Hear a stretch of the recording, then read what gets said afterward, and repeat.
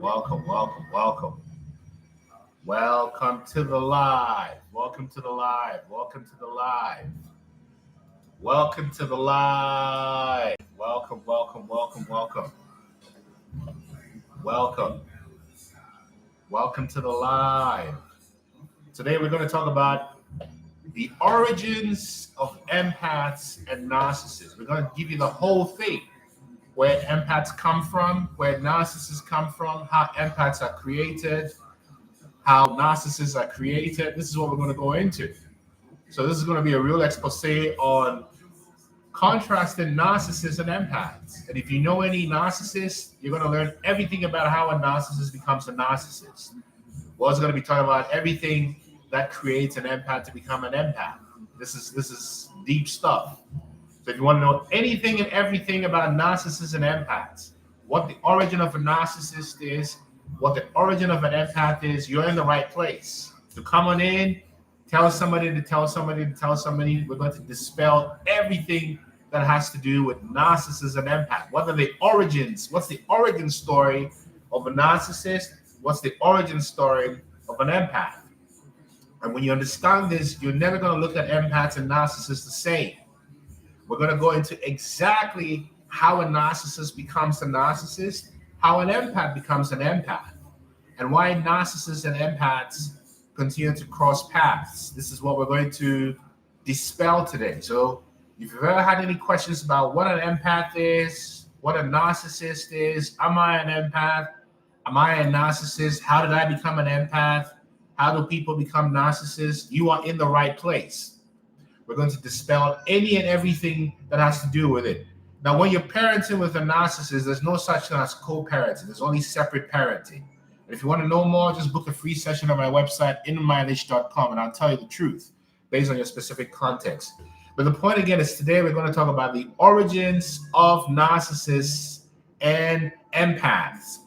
How do narcissists become narcissists? How do empaths become empaths?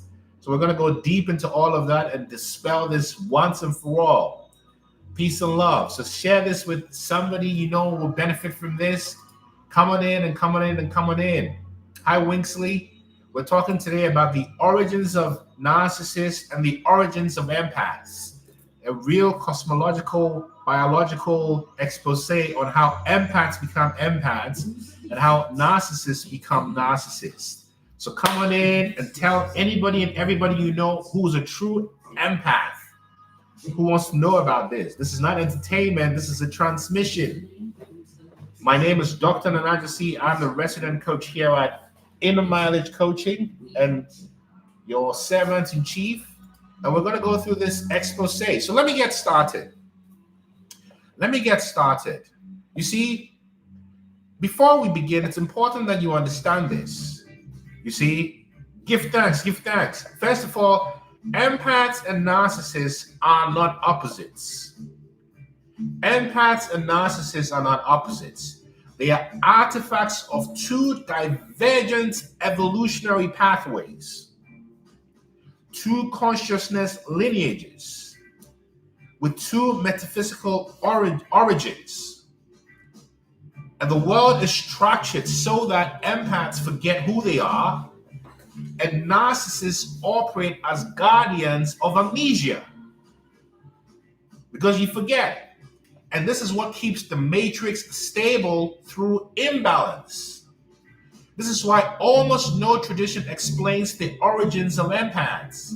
It's also why the true nature of narcissists is described in myth.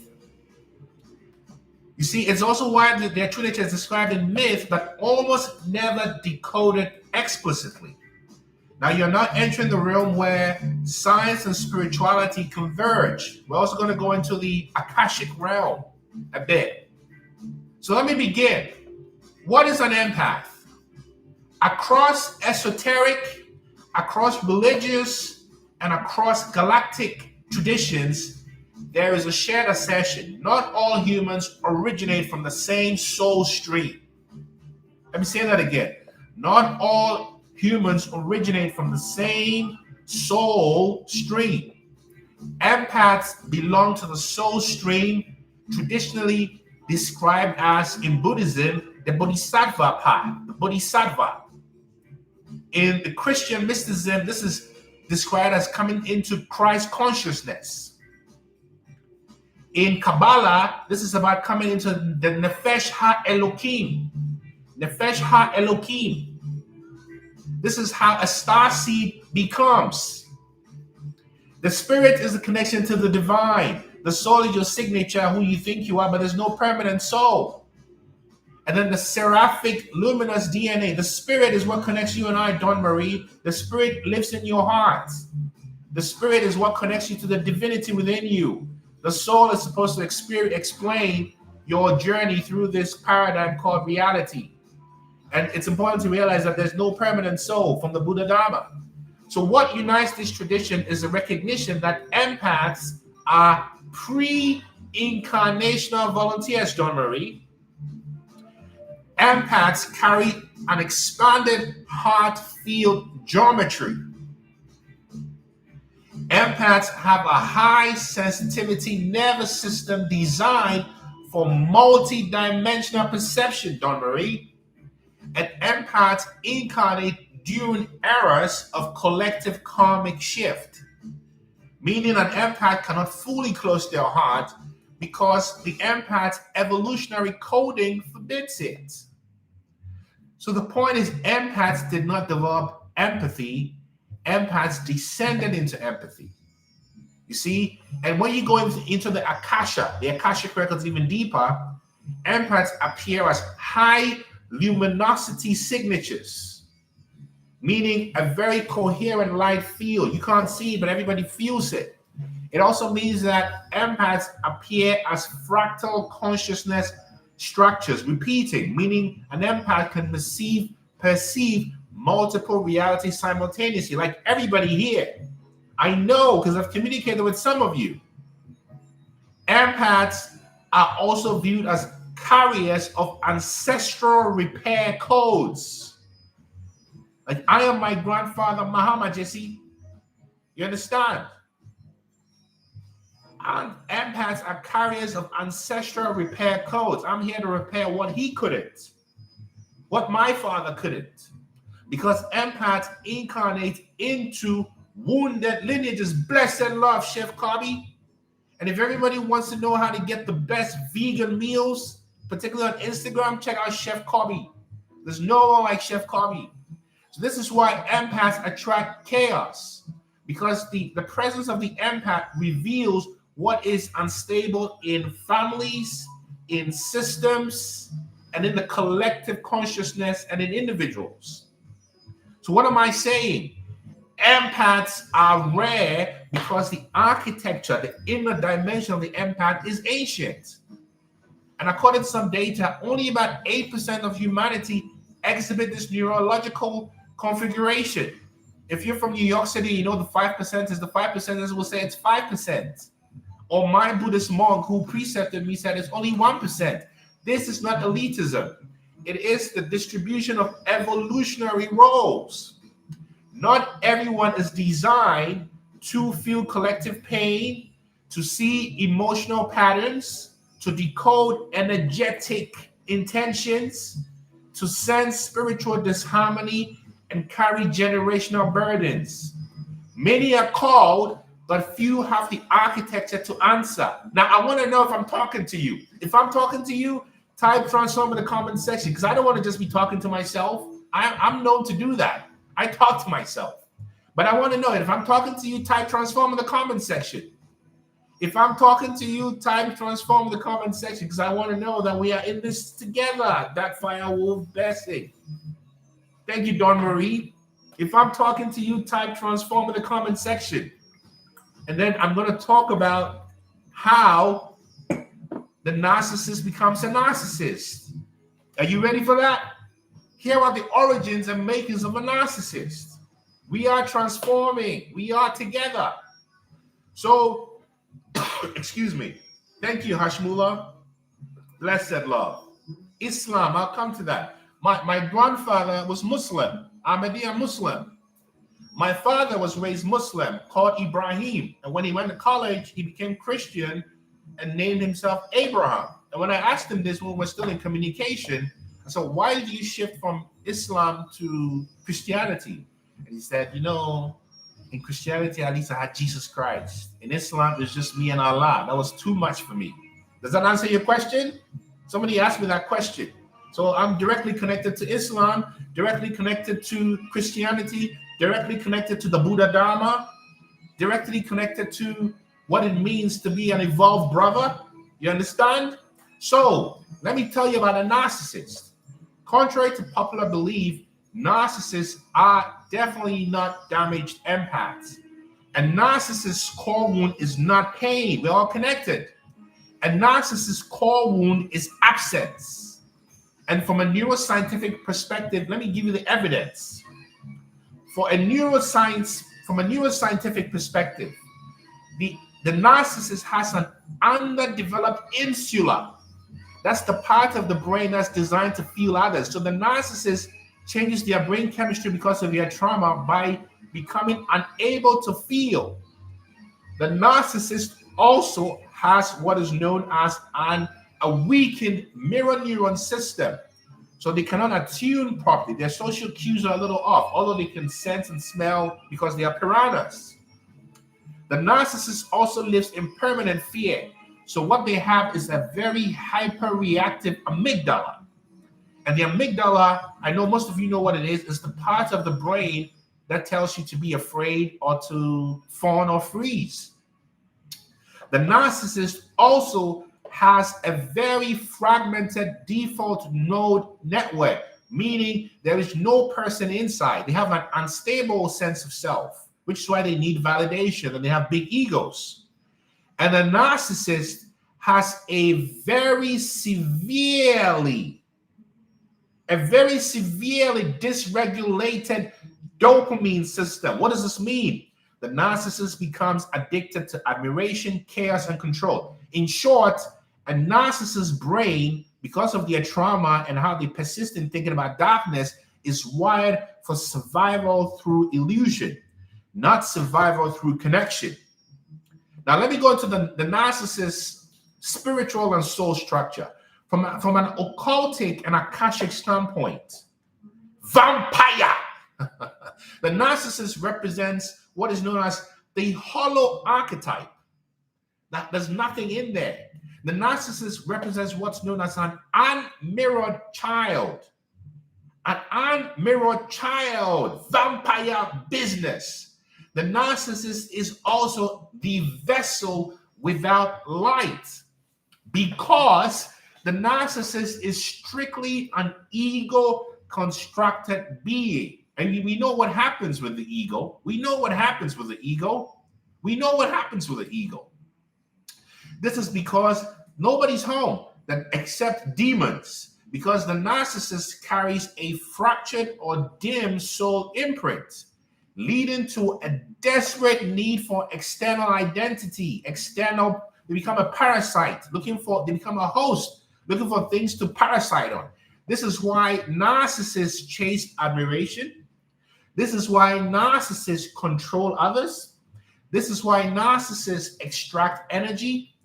This is why narcissists perform superiority.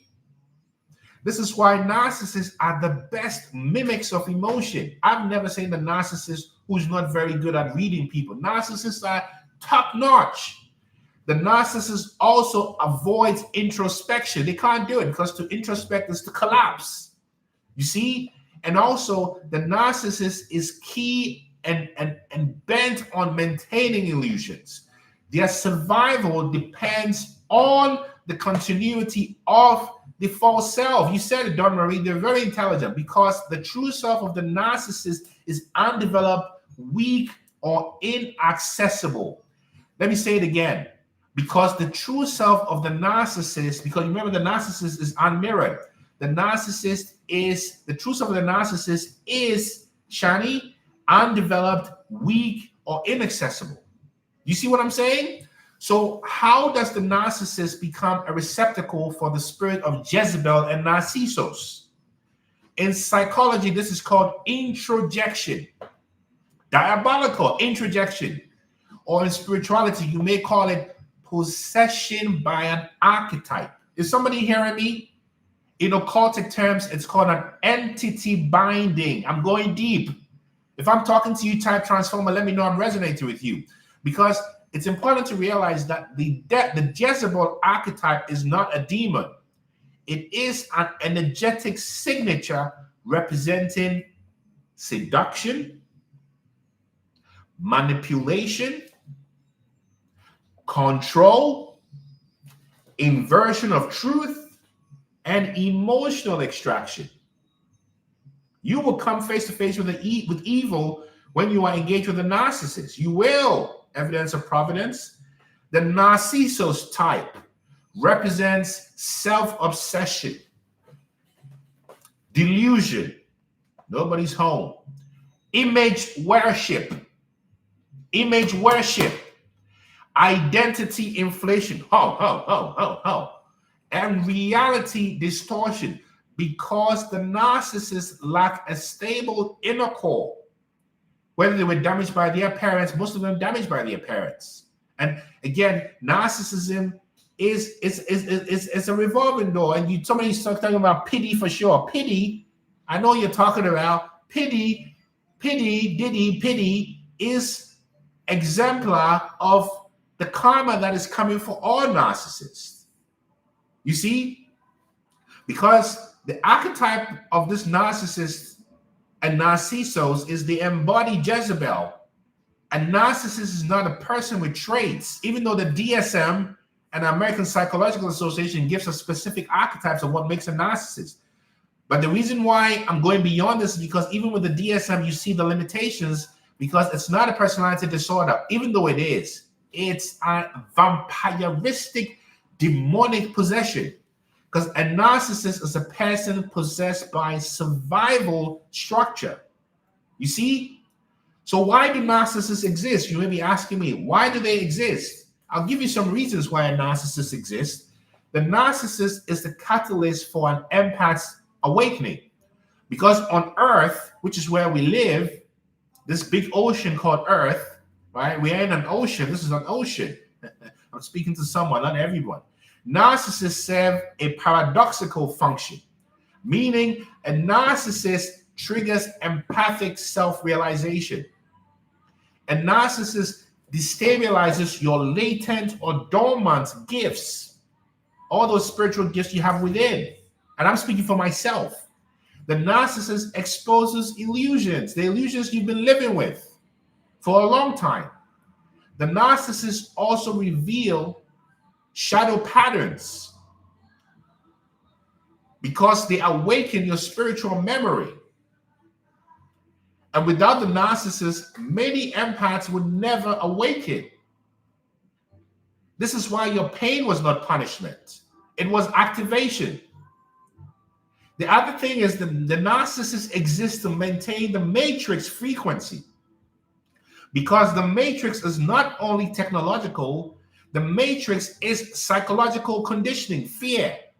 The matrix is spiritual, illusion of separation, dualism, separation. The matrix is neurological through trauma conditioning. The matrix is cultural through the performance of authenticity. Meaning that narcissists, Abman and Shani, enforce the ego.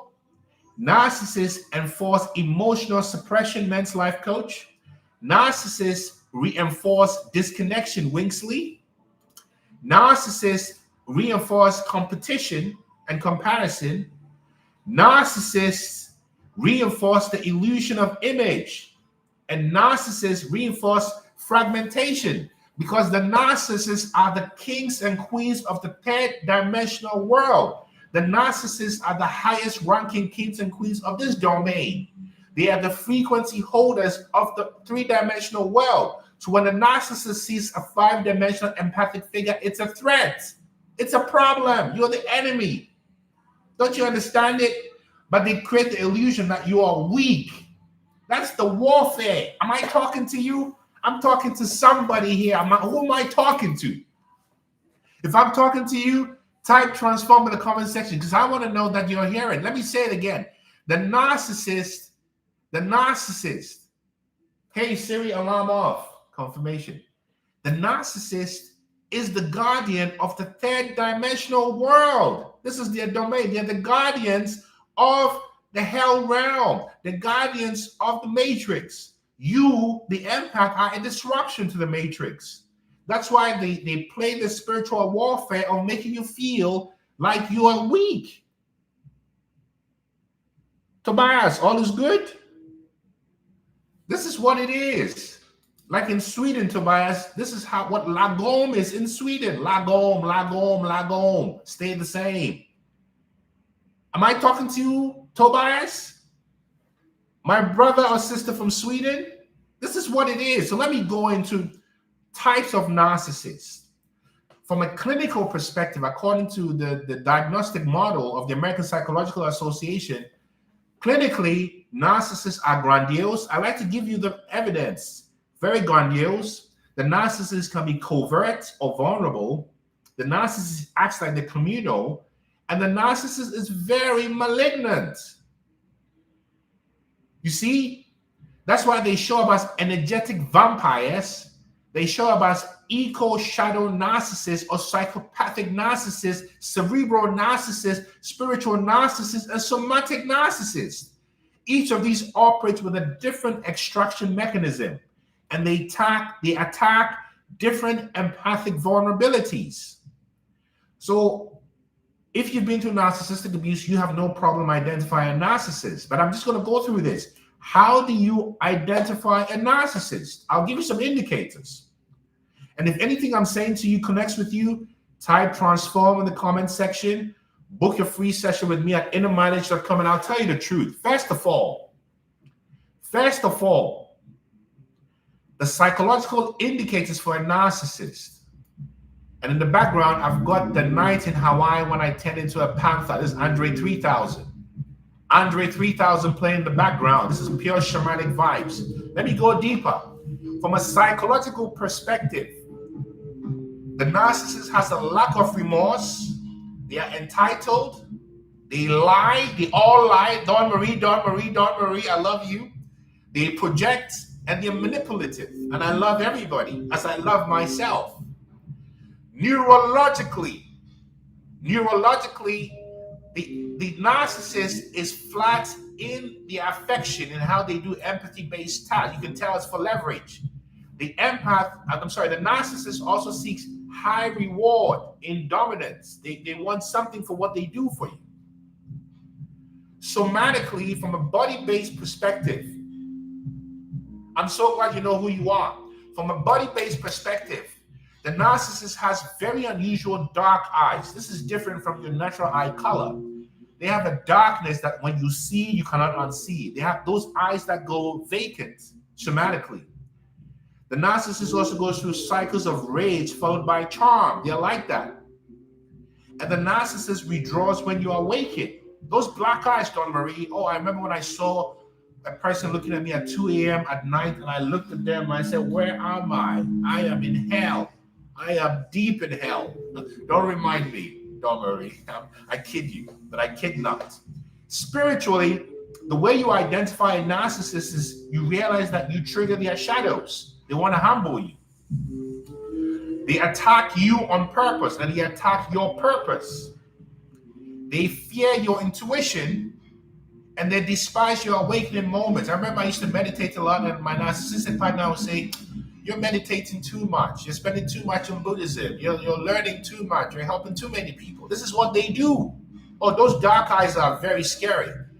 Now, why does narcissistic abuse wake the empath? Why? Because the empath's original wound is forgetting their origin. Remember, the narcissist's original wound is being unmirrored. The empath's original wound is to forget. And the narcissist disrupts that dream, that delusion. The narcissist breaks the illusion that you're just a regular human. The narcissist forces the empath to rebuild identity from the soul. The narcissist and narcissistic abuse will awaken your dormant psychic abilities. Witchcraft indeed. The narcissist will force your discernment. Narcissistic abuse will activate your heart field. Narcissistic abuse will connect you with non-dual consciousness, meaning there is no separation. Blessed love, chef, blessed. And the narcissist will elevate you from the matrix frequency. You awaken because the pain breaks the shell of the human self and activates your cosmic self. So why is everyone not an empath? Because many are called and few are chosen. Let me go deeper. Empathy in the psychological sense is common. Ashe, ashe, ashe. Yeah?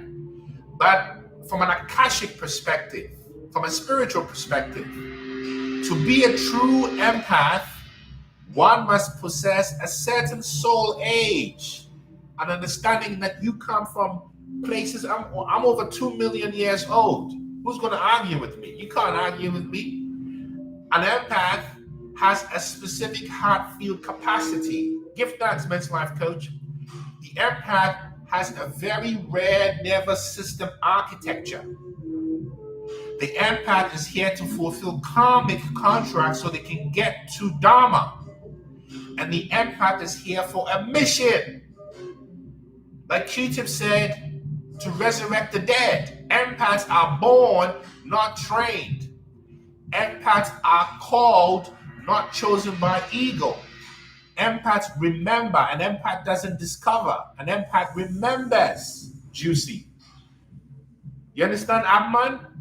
So as I close here, and I'm happy to take some questions, right? You came into this world with memory, with your mission, and with your magnitude. Narcissists came into this world with a hollow structure, with a survival architecture to possess. And when the narcissist and an empath meet, a spiritual crucible ignites. Your pain was not the end, it's the beginning of your return. Remember, you are the one who's interrupted the narcissist party. That's why they come after you and gaslight you. And remember, the key theme in all warfare, especially when you study Sun Tzu, the art of war, is that the empath is tricked through illusion by the narcissist to think that the empath is weak and nothing. Whereas the empath is the strongest gangster. Because tell me, if you're a true empath here today, I want to ask you a question. In your experience, have you only dealt with individuals who've come after you, or have you dealt with groups of individuals who've come after you? There's always a leader, because a narcissist is not strong enough to deal with you one-on-one. So the narcissist will enroll co-workers, siblings, friends, neighbors, groups, covens.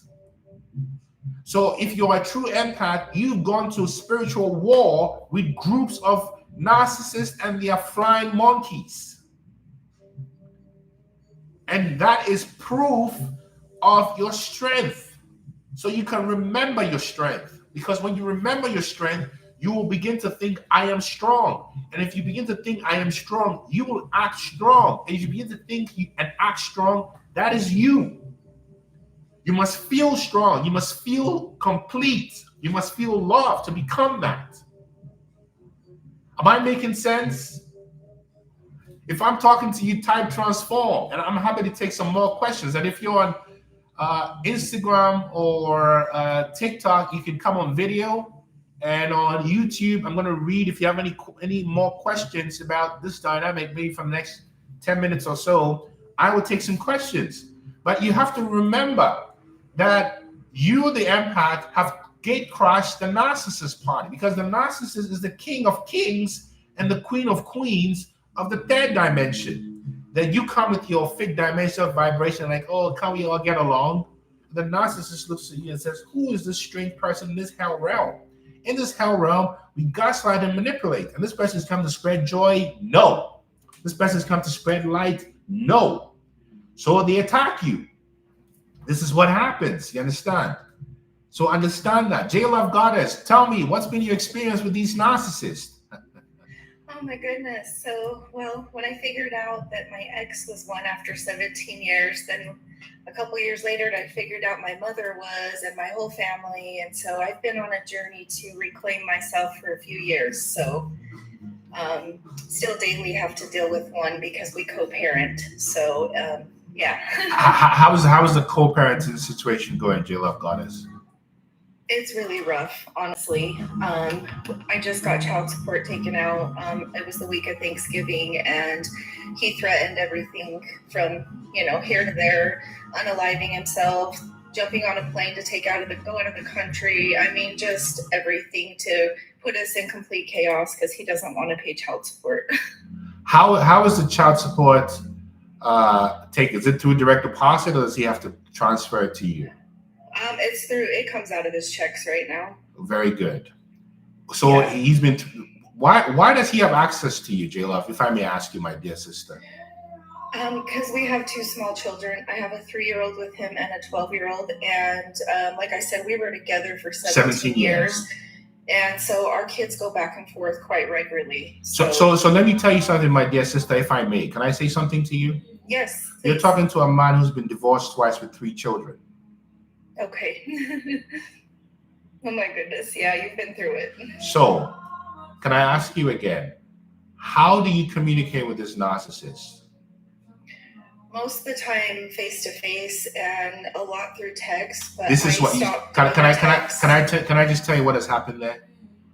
Yes. Because you think he's a co-parent, he continues to abuse you because your boundaries haven't become as firm and ruthless as they need to be. Okay. Am I telling the truth, or am I talking too much? You're telling the truth. Can I keep going, or should I stop? No, please keep going. So with a narcissist, there's no such thing. I mean, the context will vary, right? But in my experience, there's no such thing as co-parenting with a narcissist. Right. You know why? Because they don't reason, and it's not about them, or not about the kids. It's about them. Because the narcissist is on a mission to destroy you. Right. So the job is not done when they have lost control over you. They will use the kids. Yes. So with a narcissist, and I learned this, I went through a lot of trauma and pain. The key is to realize it's about separate parenting. You know why? Yes. When your children are with you, they will know what it's like to not be with a narcissist.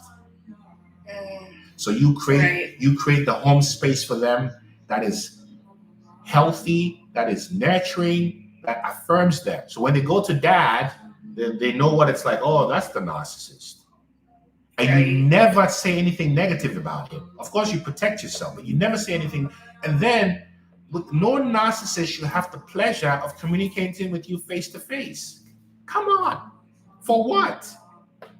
Right. You either use the court mandated system, because most courts would have a tool that you could use to communicate, or you decide whether it's going to be text or email. Now, I'm saying things to you. You don't have to listen to me because I don't know all the specifics, right? But I'm just throwing some things at you based on what I'm feeling from you.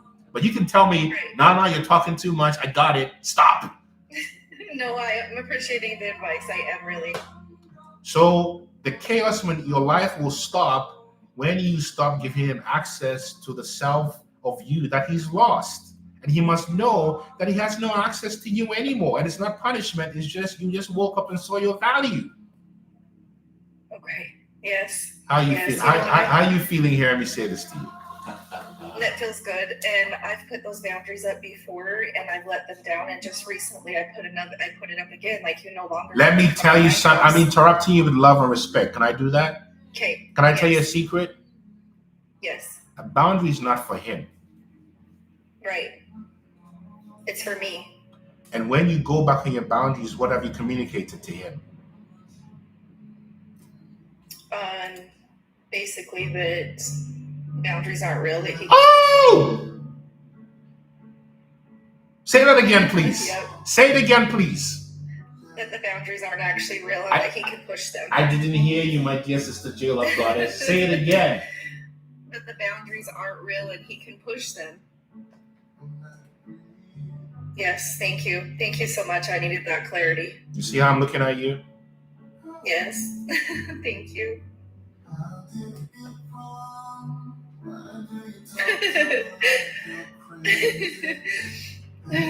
Thank you.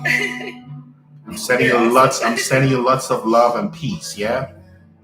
Thank you. Win Yes. yourself back. And if I can be of help, just book a free session at innermileage.com. You hear? Yes, I hear. Don't- Thank you so much. Everything he's doing is just to make you afraid. He's not going to kill himself. He's not going to go anywhere. And it's none of your business. Right. I can't control that. He has his own free will. It's none of your business. Right. Mind your business. Mind my business. Mind your business. You understand? Yes. One love, I J do. Love. I appreciate you, yeah? Love. Come back Thank you so anytime, much. yeah? Come back anytime. All right. Peace. I will. Thank Peace. you. This is the story. With a narcissist, when you set up a boundary, the boundary must be rooted in your self-value. Like my brother Tank is singing here on the song called Value. When you value yourself, your boundaries will be strict. Because the boundary enables you to ensure that the narcissist cannot get through to you again. You are telling them yesterday's price is not today's price. Joey Crack. Yesterday's price is not today's price. You have lost access. That's the narcissist karma. Because the narcissist prayed and wished for you, empath. And when you came, instead of being a blessing, you've now become the biggest lesson for these narcissists. So understand this. Understand this. You understand? And when you understand this, you begin to treat yourself with love and respect. And you're basically telling yourself you're no longer available for anything that doesn't affirm love and respect. Yeah, you said it, Don Marie.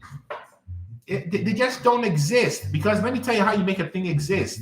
It's explained in quantum physics with a theory called the observer effect. Whatever you observe and give energy to, you make real.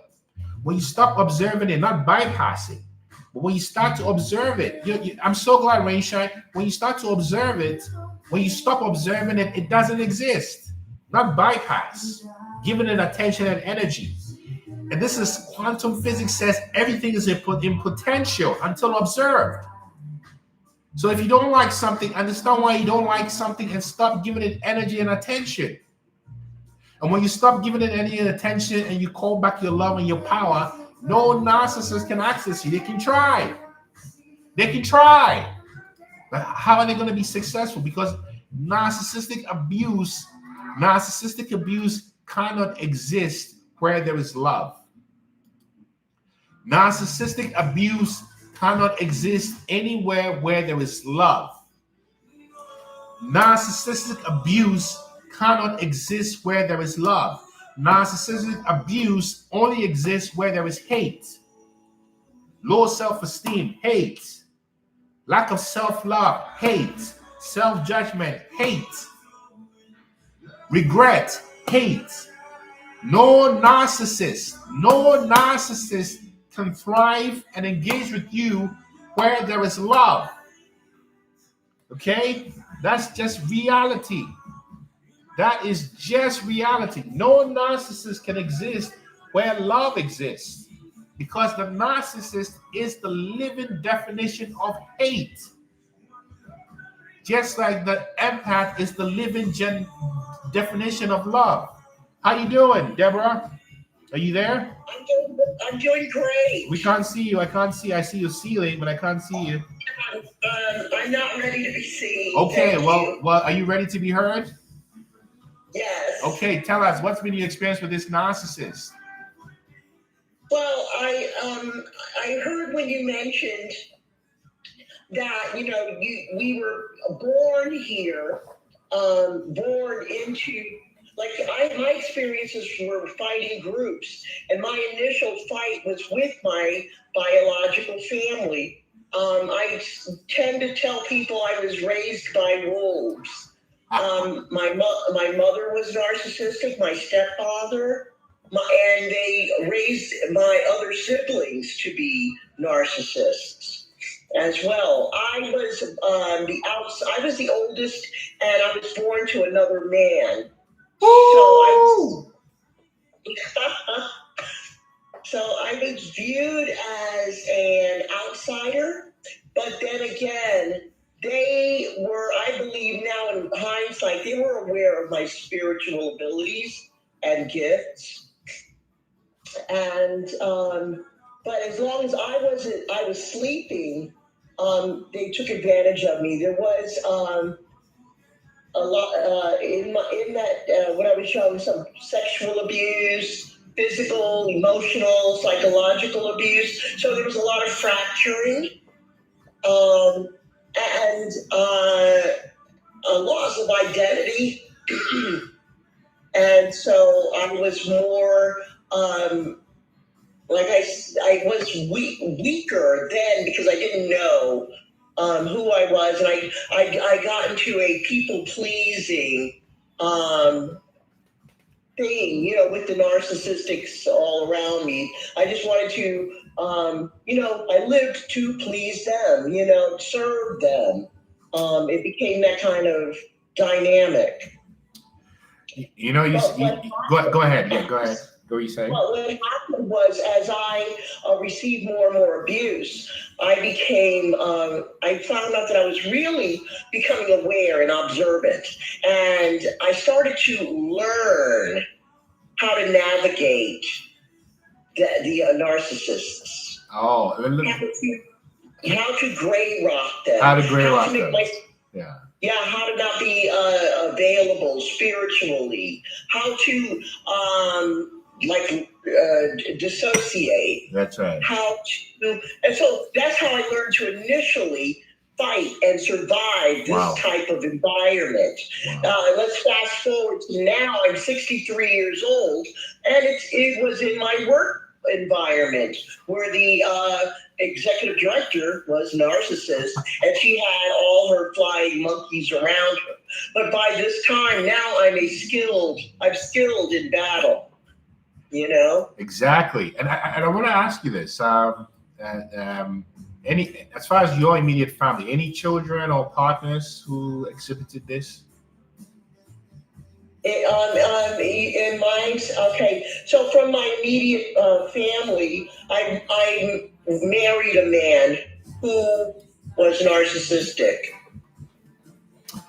Do you know what all of this is telling me? What?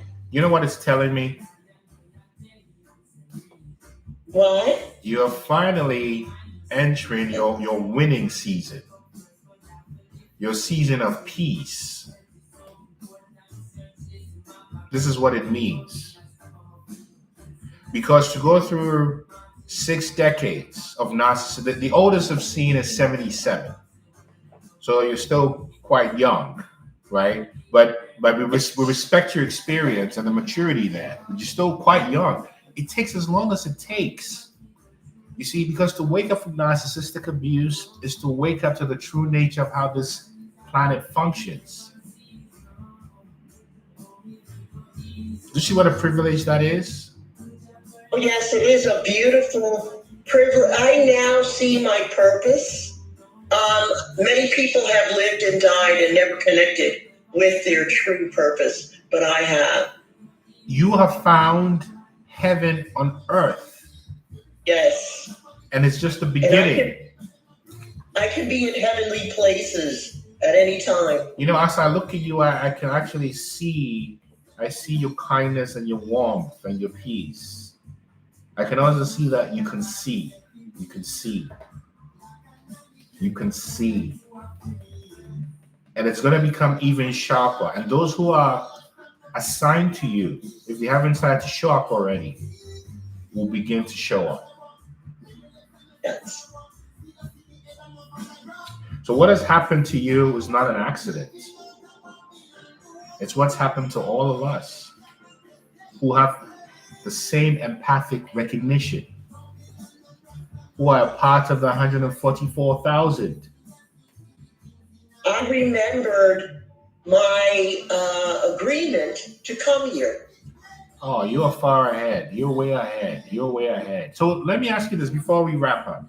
What would you say to anybody listening to you who is still struggling with escape and abuse? How did you do it?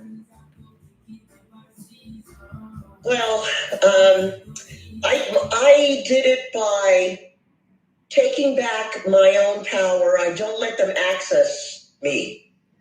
Even if I have to work in the same environment or be in the same environment, I do not let that individual Read me. Ooh, that part. You contradict me. I'm way smarter than you. I already see. I'm 20 steps ahead of your 10 steps. That comes from tuning in, not the ego. Yes. Walk in your power. You were given power, a measure of power. Walk in it. Act like you have some. Oh, my dear sister, I just want to send you lots of good energy. Thank you so much for your time. I see your strength and I see your kindness. Never let it go, despite the wickedness you've experienced. Yes? Truth. I asked the Most High, I said, no matter what happens to me, never let me lose the ability to love. And he took me on a journey and showed me how to love in his intended creation of love. Not what the world says love is, which is an illusion, or what I thought love was. It's his intended version of love. So when you talk like this, and I know you're no longer just a person.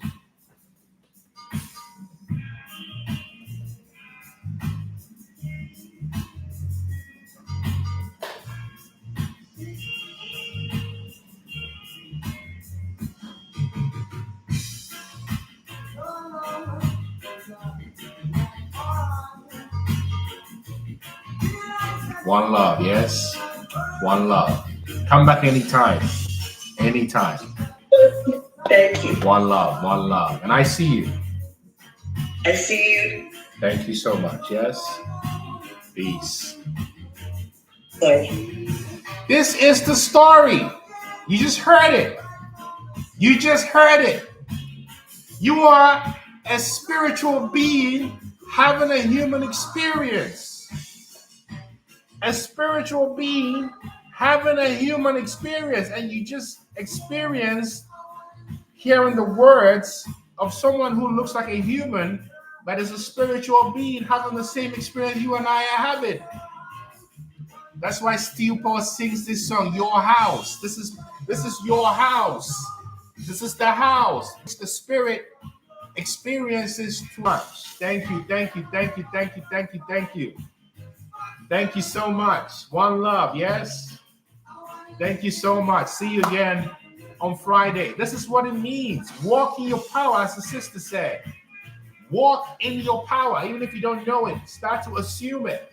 Because that's what the narcissist does. The narcissist walks in their power, the power of darkness. And you've got the power of light and dark in you. So use it. Now we know why the narcissist is here. The narcissist simply has a teacher, as a revealer, a mystic revealer. That's why don't hate the narcissist, because the narcissist is a revealer. Thank you, folks. My name is Dr. Nana Gyesie. If I can be of help to you, book a free session with me at innermileage.com. You can also check out my Escaping Narcissistic Abuse course, which you can also find on innermileage.com. And we'll be back here on Friday, fun day, same time, 9 a.m. Pacific time. Yes? So this is the information. So I just want to thank you. Thank you for everything, yeah? Yes, thank you. Negros to Maria, Todelito. That's what's playing in the background. Thank you so much, yes? Thank you so much. Thank you so much. Peace and light. This is Greek Ghanaian rapper, Negros to Maria, singing the song Todelito. Meaning, if people think your dreams are invisible, don't believe them. Thank you. Love. One love. One love. You're all awesome too. One love. One love. One love. One love. One love. One love. One love. Thank you so much. Yeah? Yay. Uh-huh. What?